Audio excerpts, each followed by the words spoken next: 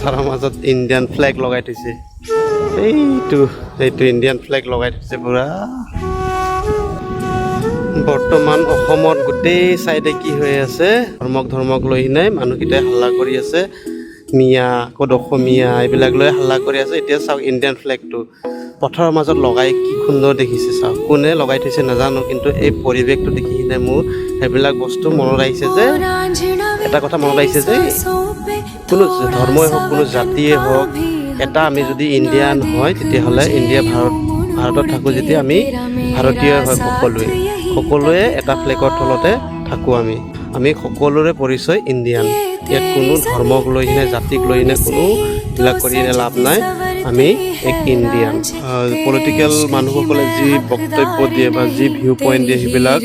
আপোনালোকে গুৰুত্ব নিদিব কাৰণ সিহঁতৰ মুনাফাৰ বাবে সিহঁতে অবল তবল বকিবও পাৰে ঠিক আছে আমি খেতিৰ লগতে বিভিন্ন কামবোৰতো আগবাঢ়ি যাব লাগিব অকল খেতি কৰিলে নহ'ব আৰু তাৰ ওপৰত আছে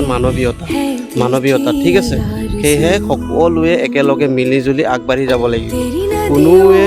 কোনোৱে আনটোক এৰি কিনে কোনো চলিব নোৱাৰে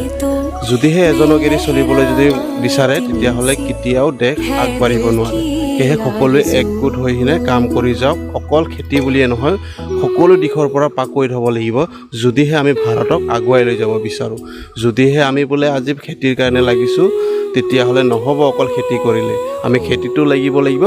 সকলো কামতে আগবঢ়া হ'ব লাগিব হয় বিজনেছত নহয় ডিফেন্সত নহয় খেতিত নহয়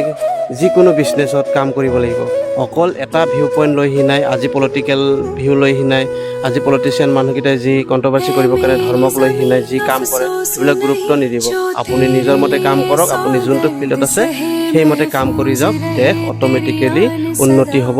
আৰু কোনো প্ৰব্লেম নহ'ব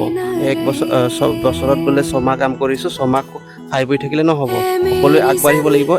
প্ৰত্যেকটো সময়ত যিটো খেতি হয় তেনেধৰণৰ খেতিও কৰিব লাগিব ঠিক আছে অকল ধান খেতি কৰিলে নহ'ব আৰু বোলে পলিটিচিয়ান ভিউ দিলে আজি খেতি কৰিব লাগে বুলি কাৰণে খেতি কৰিব এইটোও নহয় আমি সকলোৰ ফালৰ পৰা আগবাঢ়িব লাগিব আৰু অকলে নহয় জাতি ধৰ্মক বাদ দি সকলোৱে গোট হৈ কাম কৰিব লাগিব হয় বিজনেছ নহয় সকলোতে যিকোনো আছে যি দিশত আছে যি ফিল্ডত আছে তাতে কাম কৰক তেতিয়া দেশখন উন্নতি হ'ব অকল এটা কামৰ কাৰণে দেশ উন্নতি হ'ব নোৱাৰে ঠিক আছে